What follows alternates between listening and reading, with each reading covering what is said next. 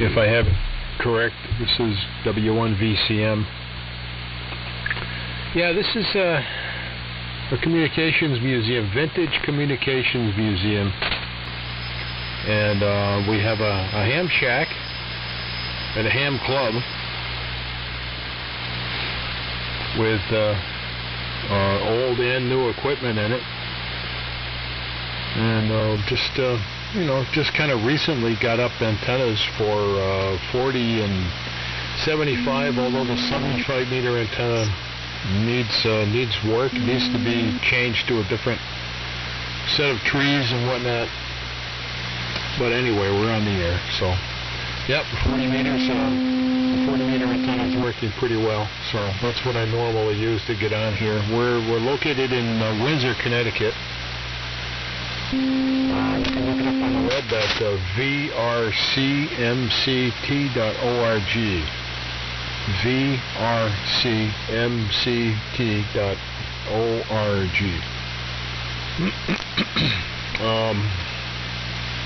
vrcmct.org. Running a DX-60 here. Yeah, I copy you fine. Copy you fine, Jim. Just running a DX-60 here, low power. I don't know, 10, 12 watts, something like that.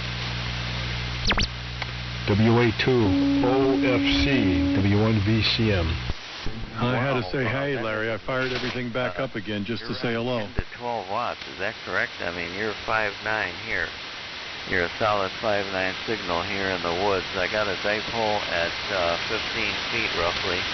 Maybe the one end on the tree may be about 20 feet, but the other end is about 15 feet. It's a sloping dipole. I used a spinning rod to throw a fishing line up to get the thing hauled up in there, and it worked pretty good. Stand by, Paul. Technique, that is. Sure. Great signal. Back in my school days, way back when, in the 60s, I used to hear all the guys on AM on 40, and everybody was running radios like you're talking about, and my receiver was an ARC 5 command receiver from a bomber aircraft. That was my first 40-meter radio, and it had excellent receive capability, built like a tank as well, you know, dynamotor powered. So I won't hold it. I'm going to go back in. I was making some I got a tent camper here, and I got some pot roast going there. Hopefully the thing isn't burning up on me there. But it's been nice being out in the woods for a few days here and get away from all the crowded city stuff. It's a beautiful day here with intermittent lake effect rain showers. Hopefully you're still copying there, W1VCM, this is WA2OFC, and confirm your power. You said 10 to 15 watts, is that right? Yeah, that's right, Jim. It's just a DX-60, no amplifier. I'm working on connecting up an amplifier, but somebody modified it. So I'm trying to get it to work on 120. It may, it looks like, it's been set up for 240. And I'm trying to figure out how to wire it up for 120. Normally it would be easy, but there's some pretty substantial mods in here. I'm trying to figure it out. But anyway, yeah, take care. Thanks for coming back. And yeah, your signal is dropping down, but you're still full copy here. And I didn't catch what you were using for a rig, but I guess it's something newer because you were talking about using the old stuff at one time. Here, Paul, WA3VJB has stopped back in on the frequency for a moment, so I'll turn it back over to you, Jim, if you want to wrap it up. And take care. Yeah, I'm not going to be here too much longer either. I want to head out. I've been playing with the amplifier for quite a while here, and not successful yet. WA2OFC with WA3VJB, W1VCM, Whiskey 1, Victor, Charlie, Mike, VCM. Okay, W1VCM 7-3, and thanks for the signal check here. I'm operating a TS-2000, Tango Sugar 2000 Kenwood here at 25 watts into a dipole. I bought one of the last TS-2000 made. I got back into ham radio in 2017, and this one's got the FET finals in it, which are pretty nice and rugged. It's a nice radio for what I want to do. I was mainly a 2-meter buff, that's why I got it. But now I'm working a low band again. Hi. All right, 7-3 for now. Thanks for the call. W1 Victor Charlie Mike, this is WA2OFC 7-3. Hey, Jim, before you go, I have a nice recording of your TS-2000. If you have an email address, I'll send you the link. Yeah, okay. I hate to give it out over the air, though. That's the problem. Oh, wait a minute. I think I set up a... well, tell you what. If you could give me yours, then I'll send you a ping.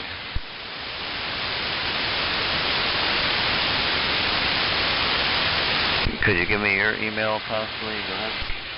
Yeah, that's fine. Just my call letters at yahoo.com. My call letters WA3 Victor Juliet Bravo at yahoo.com. That's the best way to do it. Sure. Okay, yeah, because I use it for my work too. All right, I will do that. And amazingly, I'm out here in the woods, but I'm getting 1 bar on my cell phone. If I hold it high up in the air, so I can definitely send you a ping there. And thanks for doing that. That's great. And once again, I got to attend to my pot roast here, which is in an uncontrolled environment. Hi. This is WA2OFC. Okay, yeah, I couldn't resist though. You got a great signal. See you later, Jim. Go tend to the stove there. That's funny. Larry, he's up near Jamestown, New York with that power, and you're right there at the museum at 10-15 watts. It's just amazing. It's just amazing, by golly, yeah. Writing down his particulars in the log here, Jamestown. Okay, yeah, I think he's just running 25 watts. So I'm running low power here. Just a DX-60. And for some reason, I must have accidentally unplugged the scope here. It's not working. I think I've done that before. It wouldn't be the first time. So, yeah, the last time we spoke, it was on the Ranger. But I recently... took this, one of the members modified, or I should say rebuilt this DX-60, and then I took it with his blessing and modified it per Steve QAX's audio modifications, and running with a Shure M267 and an EV664. That's it. No other processing yet.